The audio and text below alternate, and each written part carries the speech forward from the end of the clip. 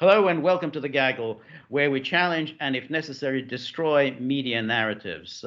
With me, as usual, is the co-founder of The Gaggle, Peter Lavelle, also host of Artie show Crosstalk. Well, it's been a very hectic last, I guess, 72 hours by now, with the death of Supreme Court Justice Ruth Bader Ginsburg. And now all hell has broken loose in the United States. The Democrats are threatening the Republicans that should Trump nominate someone and McConnell press ahead for a Senate vote, then they're going to rain down hell and fury on the country. Some are openly threatening violence. Some are saying that they are going to actually mess with all the institutions. They're threatening to pack the Supreme Court, go for the nuclear option, which is end the filibuster rule in the U.S. Senate. So they are, the Democrats are actually, playing for keeps. So it's anybody's guess what's going to happen within the next few weeks. How do you see things developing?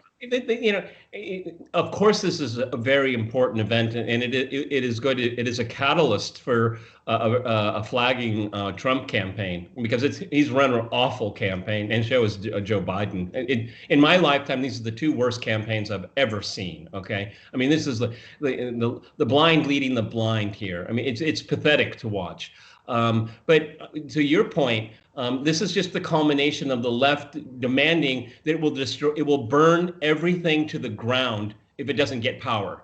But the ironic thing of all this is that they want to burn down all the two institutions that they want to control. I mean, they can't even have that level of self-reflection. I mean, you burn it down, what's it worth to anyone? Okay, and the way they're phrasing their rhetoric here is essentially it's existential.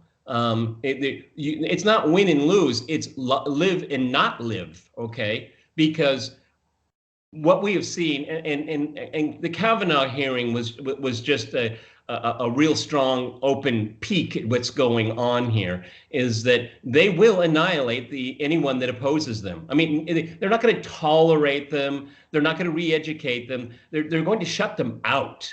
And that's their point. They want to shut you out, packing the court. So they want to just completely dilute the court where it doesn't have any meaning. And then there will be conservatives like myself and say, oh, you just changed the rules in the middle of the game to get what you want. Okay. Yeah, that's exactly it. Because it's the height of fatuousness to believe that your lot will be in power forever.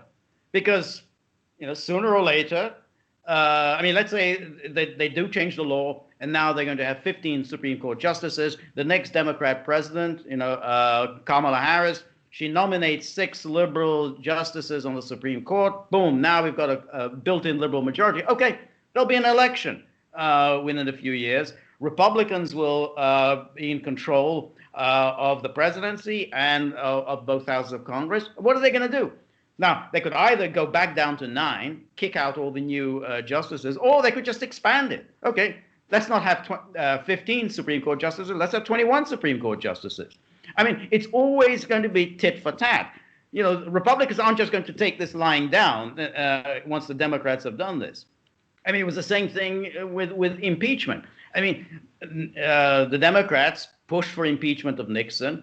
The Republicans, the moment they got the chance, which is a Democrat president, a GOP-controlled House, the moment it happened, within a few months, boom, they moved for the impeachment of the president. It's always like that. Yeah, it's really stupid to think that you will always be in power. You will always control all of this. As the disgusting as Bill Clinton's behavior was in the White House, I thought that impeachment process was completely unnecessary and very damaging. And it was, okay? I mean, even Newt Gingrich now looks back upon that and says that, okay? Because what they did was, and it was the GOP that did it. And let's be very clear to everybody that's watching this here. We're not taking, I'm not backing the GOP. I never back the GOP, okay? And I find the Democrats abhorrent, okay?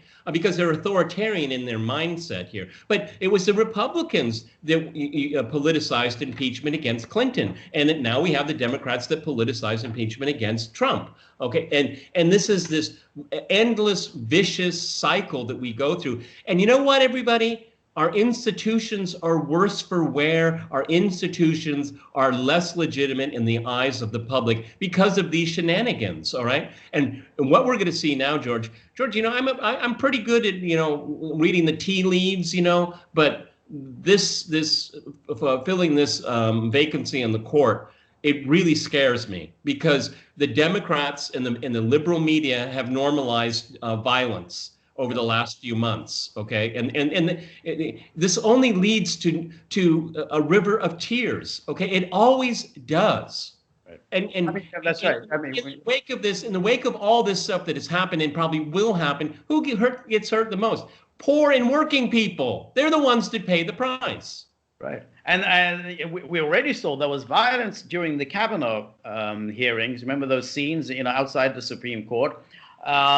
This, you know, we were, you know, after the whole George Floyd riots, and then all the subsequent, you know, Black Lives Matter and Antifa riots. You know, now we've got this Supreme Court thing, and particularly as in this case, this is a liberal justice who is to be replaced by a conservative justice. I mean, this is clearly explosive. And you know, you can argue whether Mitch McConnell is right in his arguments, or you can say he's wrong in his arguments. The fact is that, you know, they're going to go ahead with it for the reason that you pointed out earlier, because they can. We have the power. In the same way that Nancy Pelosi, why did she go for an impeachment? Because she could. She had the votes. And in the same way, McConnell is the Senate Majority Leader. He can do it.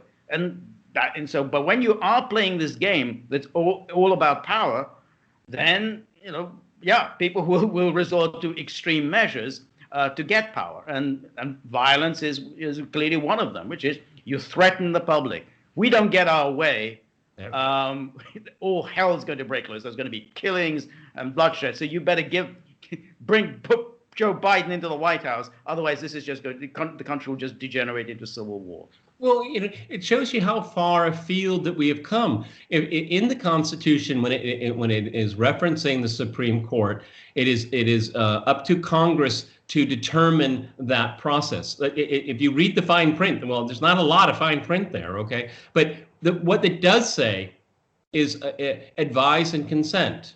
Okay, what happened to that? We've lost that. Okay, it's not if you're a good jurist. That's what it was for most of the 230 years. It was if you're a good jurist. Okay, and we go back again to Bork. I mean, it was his politics they were going after, and that's right. And because of that humiliation on the part of the Senate committee. I mean, Bork, to his credit, if you like his politics or not, that's the last time we had a nominee speak bluntly, okay, right. Without holding back. And now all of them are months. You know, I'm sorry, I forgot her name. Amy Klobuchar. No. The judge that they're considering, the Catholic. Amy Barrett.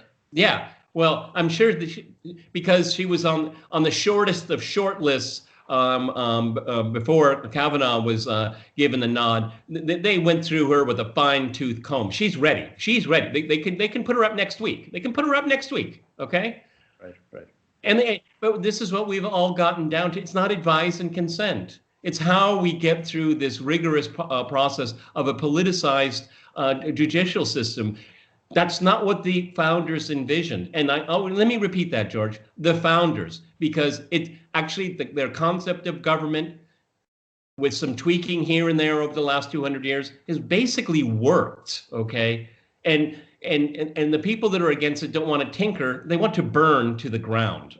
Yeah, and unfortunately now, you know, the fact that Trump is saying it has to be a woman, that's only partially explained by the fact that. Well, he's replacing a woman because there are already other women on the Supreme Court. So there's no immediate need for, well, we need a woman on the Supreme Court. There are women on the Supreme Court. But the Kavanaugh hearing had showed that you put any man there, right away, out of the woodwork will come any number of women say, he date raped me once. Oh yeah, he was involved in some, gang rape parties. You know it. I mean, this is now a regular part of this thing. But, The sexual harassment, rape, sexual assault allegations are a given. yeah, but you know what's going on in the background, George, is that almost all these justices are the best friend of the Chamber of Commerce. They are the best friend of big business. They're the best friend of the donor class, okay? And when it gets down to gay marriage or abortion, misogyny, that's when everybody's hair's on fire. Meanwhile, folks, there's a lot of people counting their cash, okay? Having a good laugh at all of us, okay? Yeah. Because that's exactly right. A woman, a man, a black woman, a black man, they can still sell their souls to corporate America, okay?